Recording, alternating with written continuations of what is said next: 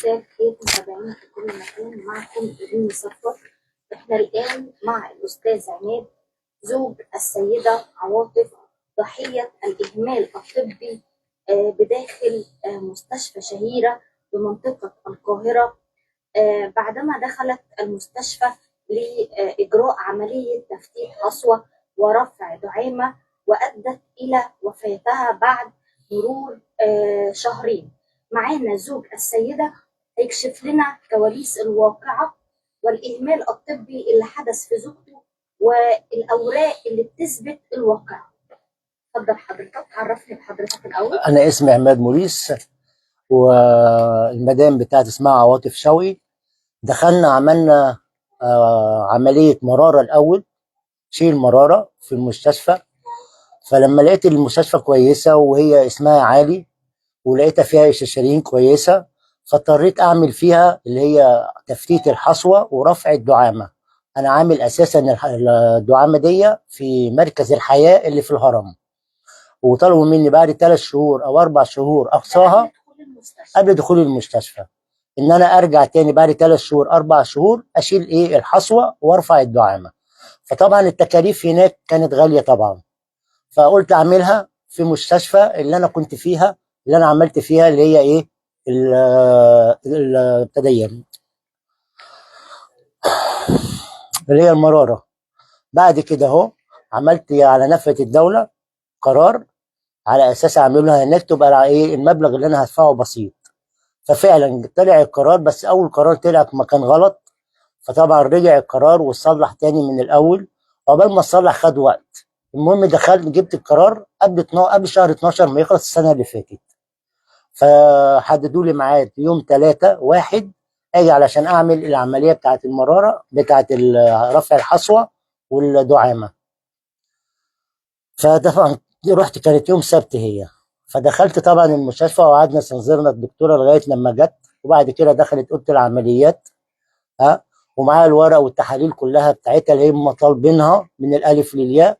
وبعد ساعه او ساعه ونص طلعت قالت لنا يا جماعه ده عندها مش العملية خدت ساعه او ساعه ونص، لان هي اساسا ما عملتش العمليه. وده الطيب الوقت بتاع العملية أصلا، ولا هي المفروض تاخد أقل من الوقت ده؟ هي المفروض تاخد أقل من الوقت ده، لأن هي كلها حاجات بسيطة، ده رفع دعامة بالمنظار وتفتيت حصوة.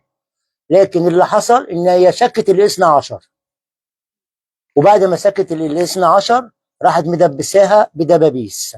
الكلام ده قالته لي بره لما طلعت، قالت أصل عندها قرحة، والقرحة بتاعتها ضعيفة، أصل الدعامة خبطت في الاثنى عشر فخلت اللحم ضعيف وحصل ثقب.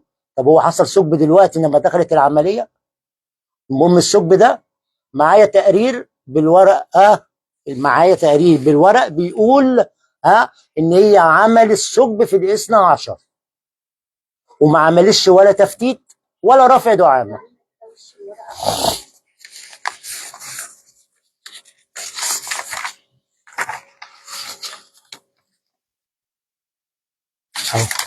ده التقرير بس كله انجليزي، حاجات انجليزي.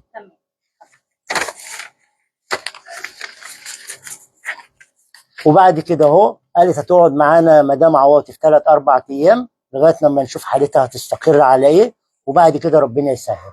طبعا انا كل اللي همني ان انا الحق المدام طبعا. فدخلونا الاوضه وجابوا الناس عملت تحاليل وجابوا الناس عملت اشعه مقطعيه، قال لك ده في ثقب في الاثنى عشر، فلازم تخش عمليه النهارده، ما ينفعش تبات، هيحصل انفجار لو باتت. ففعلا بعد ما روحنا اتصلوا بينا رجعنا تاني عشان خاطر نعمل العمليه. قعدت في العمليه حوالي 5 6 ساعات في الثقب ده، في الثقب. والدكتوره قبل ما تخش قالت احنا هنعمل استكشاف نشوف ايه اللازم جوه وهنعمله معاها. ممكن نعمل ترقيع للاثنى عشر او نعمل تغيير مسار. فطبعا لما دخلت وطلعت بعد 4 5 ساعات قالت لنا الحمد لله احنا ما عملناش تغيير مسار، كل اللي احنا عملناه ان احنا رقعنا الاثنى عشر.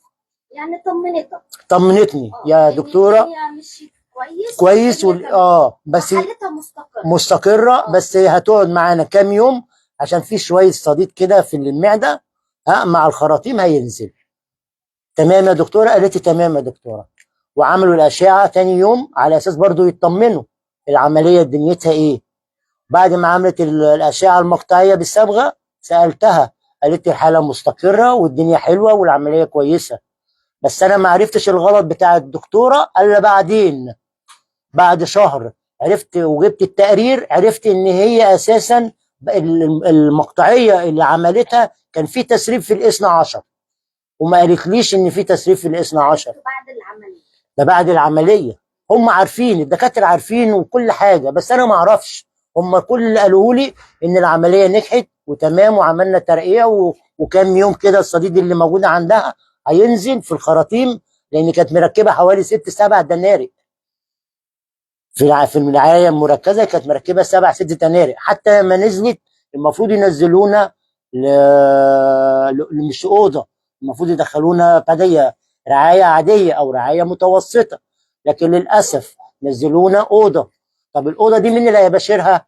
قعدت انا معاها في الاوضه ليل ونهار، انا اللي بباشر المدام بتاعتي، وانا اللي بجري على الدكاتره عشان يجوا يغيروا لها ويجي يركبوا لها المحاليل ويجي يدوا لها العلاج بتاعها، مع ان هي المفروض تخش على رعايه مش على اوضه.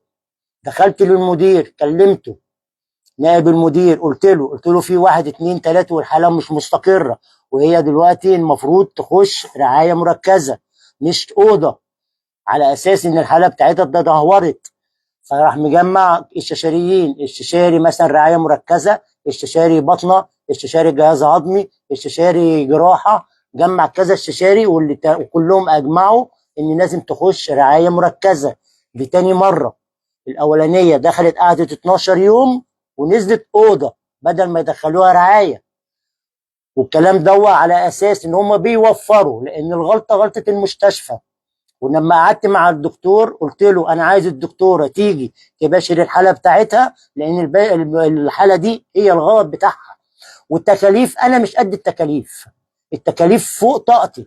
انا قعدت في المستشفى شهرين، صرفت اكتر من 150 180 الف جنيه. ابسط حاجه العلاج بتاعها مضاد حيوي مش موجود في المستشفى، بيقولوا لي هاته من الاسعاف، بيدوني ورقه اروح بيها الاسعاف عشان اجيب الجرعه 15 يوم، وال 15 يوم كل 12 ساعه امبول، يعني يعتبر 30 امبول في ال 15 يوم. وده ما كانش متوفر بداخل المستشفى. ما كانش متوفر، مستشفى شهيره يعني. مع ان هي كبيره، والمفروض على كلام نائب المدير ان هي علاجها كله على حساب المستشفى، لكن هم حملوني علاجات مش موجوده في المستشفى جبتها من بره، لدرجه الالبومين اللي هو موجود في المستشفى ما رضوش يطلعوا لي. طلعوا لي 2 أو 3 وقالوا لي احنا ما نقدرش نطلع اكتر من كده، هات حضرتك من بره. اضطريت اجيب 10 امبولات، امبولين الامبول ب 1500 جنيه. والعلاج بيبقى عندهم وبيخلوني اروح اشتريه من بره. البلازما نفس الوضع. الدكتور نائب المدير كتر خيره نده الدكتوره ونده المشرفه بتاعه القسم وقال لهم البلازما لمدام عواطف تطلع من التخزين بتاع المستشفى بتاعتنا، يعني مش من البنك. في المستشفى في لها تخزين اللي هو الحاجات دي، اللي هو اذا كان دم او بلازما او الحاجات دي تطلع منها. عملوا الكلام ده مرتين، يومين، والاذن يطلع بكيسين كل يوم، ويطلع لي كيس واحد والكيس التاني ما كانش بيجي. وبعد اليومين دول عشان طبعا يريحوا الدكتور نائب المدير، اطلعوا الكيسين دول في اليومين. بعد كده قالوا لنا مفيش بلازما، هاتوا من بره. عشان ارجع اقول للدكتور تاني اللي حصل هتتقلب عليا تاني زي ما هم عملوا المره الاولانيه. المره الاولانيه الدكتور قال لهم كل اللي هو البلازما اللي هتحتاجها مدام عواطف على حساب المستشفى. طلعوا يومين 4 اكياس في الورق وهم ادوا كيسين، وبعد كده قالوا لي مفيش بلازما، حضرتك اشتري من بره بلازما. ما رضيتش ارجع للدكتور تاني علشان ما يقلبوش عليا في حاجات تاني، لدرجه الدم عندهم في المستشفى وما رضيش يدوني. قلت لهم انا هدفع ثمنه زي ما هدفع بره انا هدفع هنا. انا بجيب الكيس ده من بره ب 1300 جنيه، هديك 1300 جنيه وطلع لي الكيس. يقول لي لا هات 4 أو 5 متبرعين. مكان الكيس اللي انا هاخده لازم ياخدوا قدامه 4 اكياس عشان يطلعوا لي. مع ان في ناس انا كنت ببقى واقف بيجوا من بره المستشفى يشتروا دم ب 1300 ويدفعوا 200 جنيه علشان يقارنوا الدم ده بالده. يعني 1500. قلت له طب ما انت بتبيع اهو. قال لي لا يا استاذ، ده خارج المستشفى، لكن انت جوه المستشفى ما ينباعش، هات متبرع. حالة زوجتك بعد العملية التانية، طبعا انتوا اتنقلتوا زي ما حضرتك بتقول لغرفة. الغرفه بدل رعايه. تمام. ايه اللي حصل بقى الوقت بتاع الغرفة؟ قعدتوا فيه قد ايه بالظبط؟ احنا قعدنا في اول مره 12 يوم في الرعايه المركزه، بعد كده نزلونا الغرفه على طول، قعدنا فيها حوالي شهر. الشهر ده بقى ايه اللي حصل فيه وكانت حالتها عاملة ازاي؟ الشهر ده كان حالتها زي ما هي، مفيش استقرار. كانوا بيعملوا تحاليل علشان بس يظبطوا الالبومين، يظبطوا الانيميا، يظبطوا كرات الدم الحمراء، يظبطوا الحاجات بقى هم موجوده جوه، حاجات كتير يعني باظت بسبب الصديد اللي طلع من الاثنى عشر، لان الاثنى عشر ما بتطلعش الا كلها ميكروبات، فكل ميكروب ماسك في حاجه. فساعتها هم كانوا بيعالجوا الحاجات دي كلها مره واحده، لازم مش عارف ايه وايه وايه وايه، فكل دوا كان بيتظبط بعد وقت وبعد العذاب اللي هي بتشوفه والالم اللي هي شايفاه. انا قعدت معاها شهرين، العذاب اللي هي كانت فيه محدش يستحمله. الصديد اللي كان بيطلع منها كان في ناس بتتابع الحالة بتاعتها، بييجوا يغيروا الدرنقات، الوضع كان عامل ازاي؟ هم كانوا بيجوا يبصوا على الدرنقات وبيغيروا، بس بيغيروا بعد الملاحة، بعد ما اجري عشان يا جماعة تعالوا غيروا على الجرح، يجوا ساعتها يغيروا على الجرح، واقول لهم المدام عندي بتنزل بتستفرغ الصديد اللي بينزل في الدرنقه، بتستفرغه من بقها. كل دكتور اقول له الكلام ده يقول لي دي زيادات في البطن، دي زيادات في البطن. قلت له طب ماشي. يعني ما فيش دكتور عمك قال ان في حاجه ماشيه غلط؟ لا، كان بيقولوا لك بس زيادات وبيطمنوني. زيادات وبيطمنوني، وهي بتطلع من البق استفراغ. قلت له طب ماشي، في زيادات بتطلع من ناحيه الخرطوم. قال لي دي برضو زيادات. قعدت على كده بتاع شهر لغايه لما في الاخر الزيادات اللي هم بيقولوا عليها دي عملت جوه، عملت خراج برضو ميكروب. وعملنا برضو تحاليل وعملنا اشعات مقطعيه تاني، قال لك لا ده في جوه خراج متجمع جوه، هنضطر نفتح تاني بطن عشان نشيل الخراج وننظف. وبالفعل دخلت؟ وفي الفعل دخلت تاني العمليات. وطلعت الدكتوره قالت الحمد لله شلنا الخراج ونظفنا وعملنا وزي الفل. نفس الدكتوره اللي فتحت البطن الاولانيه، هي وطمنتنا، وهي اساسا الحاله مش مستقره، يعني الحاله مش مظبوطه، وهم بيضحكوا علينا وبيقولوا لنا الحاله مستقره والدنيا كويسه. انا ما عرفتش اي حاجه، انا بتكلم مع دكاتره استشاريين، يعني المفروض الكلمه اللي هتتقال كلمه صدق، انت دكتور ما تكذبش على المريض، ولو في حاجه وكتبت عليه المفروض انت تلحقها من الناحيه الثانيه، تهتم بيها من الناحيه الثانيه، لكن ولا من هنا ولا من هنا. انا عرفت الكلام ده بعد الوفاه، بعد ما جبت التقرير عرفت ان بعد ما عملوا الاشعه المقطعيه بعد العمليه فتح البطن الاولانيه ان في تسريب في الاثنى عشر وفي تجمعات صديد جوه. ان هي تدخل للمره الثانيه، ده اللي ادى ان تدخل للخراج. هي ما هو اللي نزل من الاثنى عشر دوت التسرب ده عمل خراج جوه، وغير الخراج عمل زي ميه جوه بسبب الصديد. الميه دي طلعت على الرئه، وكانوا بيقولوا لنا لا دي ميه مطرح الجلوكوز ومطرح المحاليل، وهي ولا جلوكوز ولا محاليل، برضو كانوا بيضحكوا علينا، وهي اساسا الصديد اللي في البطن والتجمع دوت والزياده بتاعته يا اما بتستفرخها من بقها، يا اما بتطلع من الدرنقه اللي هي على الجنب، يا اما بتفضل ثابته عملت خراج. راحوا فاتحين تاني عمليه تاني، فتح بطني تاني. العمليه الثانيه بقى كان وضعها ايه؟ العمليه الثانيه دخلت وطلعت الدكتوره بقول لها ايه الدنيا، قالت لا ده الخراج تمام، واحنا شلنا الخراج ونضفنا وطهرنا وزي الفل. تمام يا دكتوره؟ قالت لي تمام زي الفل.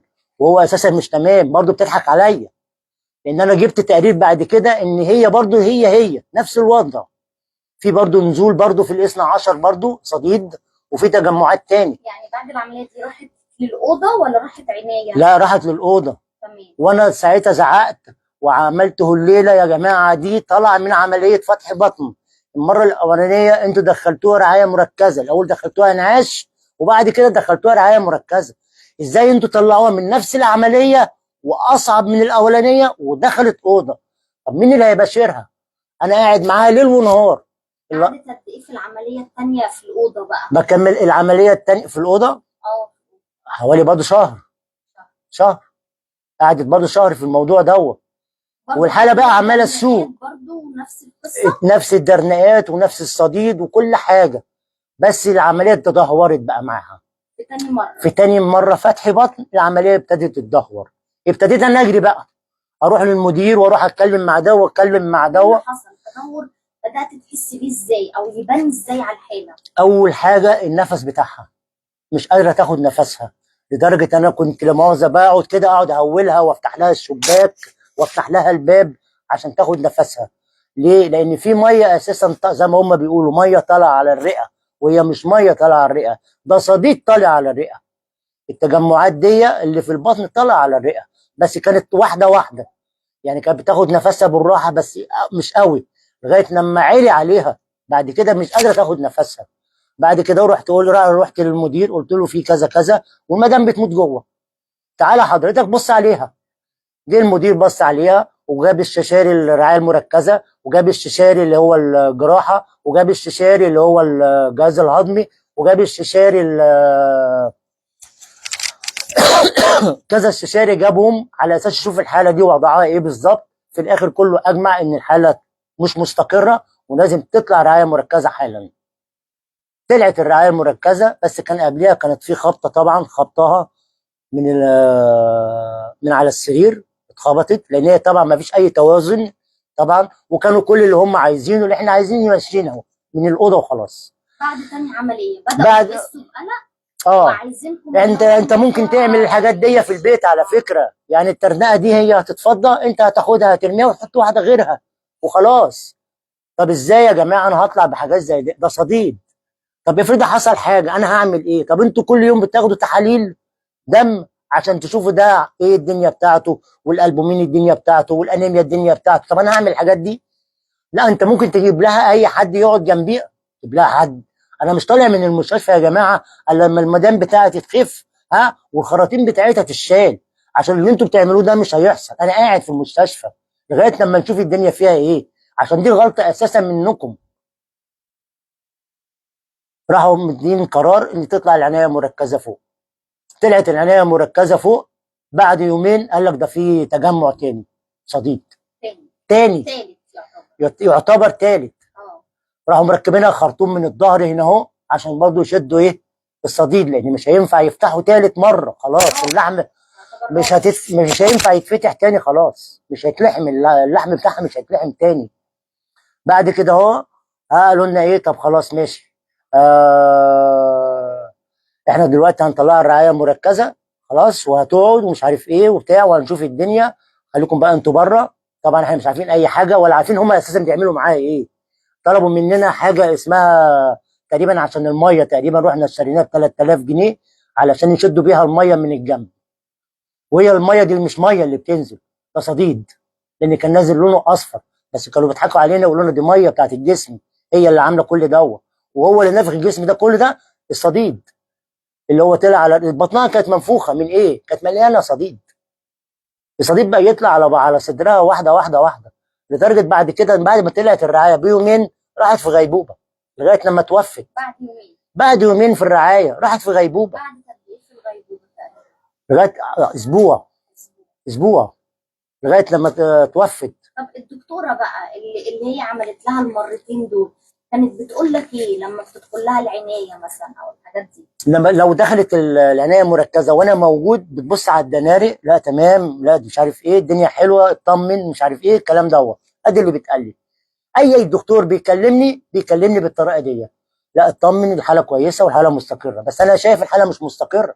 انا اللي بقول لك لسه الصديد ده رجع تاني مثلا، كانت بتديك اي اللي هو تقول لك ده حصل عشان كذا وعشان لا، انا لما كلمتها اول مره قالت لي كان لازم الجرعه الاولانيه 15 يوم بتاعت ايه مضاد الحيوي.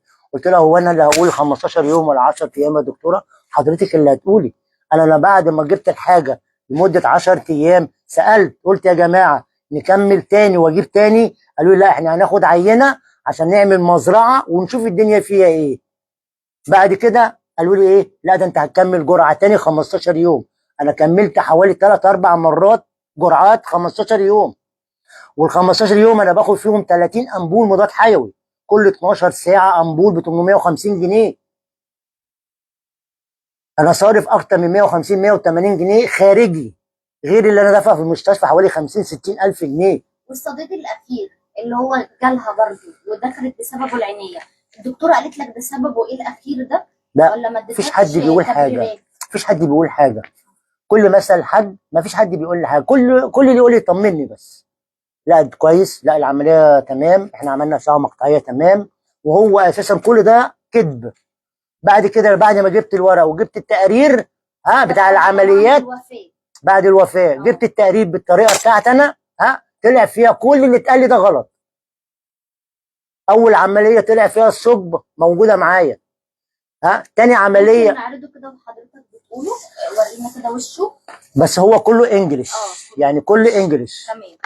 حضرتك قول برضو ده التقرير بتاع الثقب، اللي هو بيقول ان حصل ثقب بدل ايه رفع دعامه. تاني تقرير اللي هو بيقول لك بعد العمليه فتح بطن اول مره، قالت لنا الدنيا كويسه والعمليه كويسه والترقيعه كويسه والخياطه تمام، وهي اساسا مكتوب وطالع في التقرير ان في تسريب في الاثنى عشر وفي هواء مجوف جوه البطن، وهي طبعا ما قالتش الكلام دوت. كل اللي تقول الدنيا كويسه، مفيش حد هيقول لي حاجه غلط. حتى الضمير حتى ميت عندهم، ان حتى هم عرفوا ان في حاجه غلط، المفروض يعالجوها.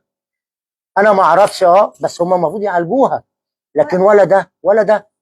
نعمل ايه ساعتها؟ ما عرفش اعمل اي حاجه. اتصلت بالنقابه الاداريه بعد الوفاه. لا ده قبل الوفاه. اتصلت بالنقابه الاداريه بلغتهم ما عملش حاجه. اتصلت بمجلس الوزراء ما عملش حاجه. اتصلت بوزاره الصحه ذات نفسها وحكيت لهم كل حاجه وبرده ما عملش حاجه. لما ما لقيت كل ده ما عملش حاجه، طب اروح لمين؟ رحت متصل بالنيابه، اتصلت بالنجده. النجده جات لي بقى النجده هنا اهو في المستشفى، وقعدنا تحت عند المدير وحكيت لهم الحاجه اللي حصلت كلها من الالف للياء، وراحوا واخديننا طلعنا على الاسم عملنا محضر. ده بعد الوفاه عملنا محضر، وبعد كده هو طلعنا على النيابه جابوا الورق بتاعها الفايل بقى هو يسالني منه وكله مكتوب عنده. التقرير اللي طالع من المستشفى الاخير او الاولاني عشان حضرتك برضه هم ساعه التسريح طلعوا لنا التقرير اي كلام. مش عارف ايه عضله القلب، هبوط مش عارف في الدوره الدمويه، الغده الدرقيه، كلام اونطه. خدت انا الورقه دي ورحت عشان اطلع التسريح من المستشفى. قال لي ايه يا استاذ اللي انت جايبه ده؟ اللي انت جايبه ده ما يدلش على اي حاجه. هي داخله المستشفى ليه؟ واتعمل معاه ايه؟ طيب اللي انت بتقوله ده ملوش اي لازمه. ارجع المستشفى تاني يكتبوا لك الحاله بالظبط وايه اللي حصل معاها. لما رجعنا المستشفى تاني ما رضوش يكتبوا لنا التقرير الصح. عملنا بقى زعقنا واتصلنا الناس واتصلنا بالنجده. ساعتها اتصلوا بالمدير. المدير طبعا قال لهم اكتبوا لهم التقرير اللي هم عايزينه، وبالفعل كتبوا وكتبوا فعلا التقرير ان في ثقب وفي مش عارف صديق تسمم في الدم وفي مش ده في كذا حاجه. طب كل الحاجات دي جات لها منين؟ فمن الخطا الطبي الاولاني. الخطا الطبي، هي بتشيل دعامه وحصوه واهمال. بسبب الاهمال حصل ثقب، واللي بيصلح الثقب كمان غلط. يعني المشكله ان الدكتوره الثانيه بتصلح الثقب الاولاني اللي هو الغلط ما صلحتهوش، ده بالعكس ده غلطت كمان فيه، وادى برضه لزياده الاهمال والمضاعفات والحاجات دي كلها. طيب احنا وصلنا في الاخر ان حضرتك توجهت للنيابه واستمعوا لاقوالك، وبرضه الى الان حضرتك ما تعرفش هم استدعوا طقم الدكاتره اللي عملوا العمليات دي او اللي اشرفوا على الحاله. الى الان حضرتك لسه ما عندكش علم. ما حدش اتصل بيا. عدى 40 يوم تقريبا على الوفاه. تمام. فالمفروض حضرتك هتتابع برضه مع النيابه تشوف الموضوع وصل لفين. مظبوط. تمام. طيب حضرتك بقى بتطالب بايه في النهايه؟ اللي انا بطالبه ان اللي غلط يتحاسب. الدكتوره حنان البنا تتحاسب على الغلطه اللي هي عملتها شركه الاثنى عشر، والدكتوره راشا اللي هي الششاري اللي هي لا مؤاخذه دخلت عشان ترقع الاثنى عشر وقالت لي ان الدنيا تمام والعمليه نجحت وزي الفل. وبعد كده تاني يوم عملوا تحليل اشعه مقطعيه بالصبغه. المقطعيه دي بتقول ان العمليه اساسا فيها تسريب. الاثنى عشر بتسرب وفي هواء داخل البطن، وهي اساسا ما قالتليش الكلام دوت. وطبعا التسريب اللي طالع من الاثنى عشر ده ميكروبات، هنوقفها ازاي؟ الميكروبات دي كانت بتطلع من بقها كمان ومن الجنب زي ما قلت لحضرتك. انت شايف ان المحاسبه المفروضه على الدكتوره الاولانيه والثانيه؟ الدكتوره الاولانيه والثانيه، والدكتوره الاولانيه والثانيه كل اللي هم كانوا بيعملوه يعملوا العمليه ويدوا تعليمات بقى للدكاتره اللي هم في المستشفى. والتعليمات اللي هم بيدوها للدكاتره اللي في المستشفى زي تقضيه واجب. يعني الجراحين اللي هناك زي تقضيه واجب، حضرتك بتقولي لي اعمل واحد اتنين، حاضر، دخلت للمريض عملت له الغيار اللي حضرتك قلت عليه وبصيت لك على الدنارق وبعت لك صور الدنارق وخلاص. دي وظيفه الجراح اللي في المستشفى اللي شغال فيها، مفيش اكتر من كده. حتى لما بقول له على اي سؤال يقول لي شوف السؤال اللي انت هتسالوني ايه وانا هتصل بالدكتوره اقول لها انت قلت كذا. لانهم مش متابعين، هم كل اللي عليهم يجي يغيروا كل يوم وخلاص. هي الدكتوره كانت بتيجي كل يوم 4 تطلع تبص عليها وتاخد بعديها وتمشي خلاص. كلمه اخيره من حضرتك حابب تقول ايه؟ حسب الله ونعم الوكيل فيهم، ده اللي اقدر اقوله، وعايز حقها.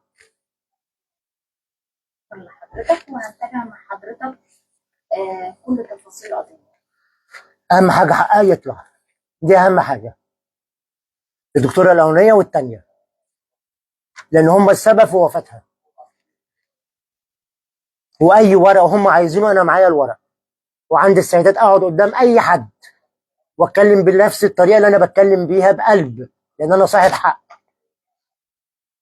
والحق دايما هو اللي بيكسب، والحق عند ربنا هو اللي هيجيبه لي ان شاء الله. شكرا لحضرتك وهنتابع مع حضرتك كل تفاصيل القضيه لغايه ما حضرتك تاخد حقك. شكرا. تحت امر، شكرا، عفوا.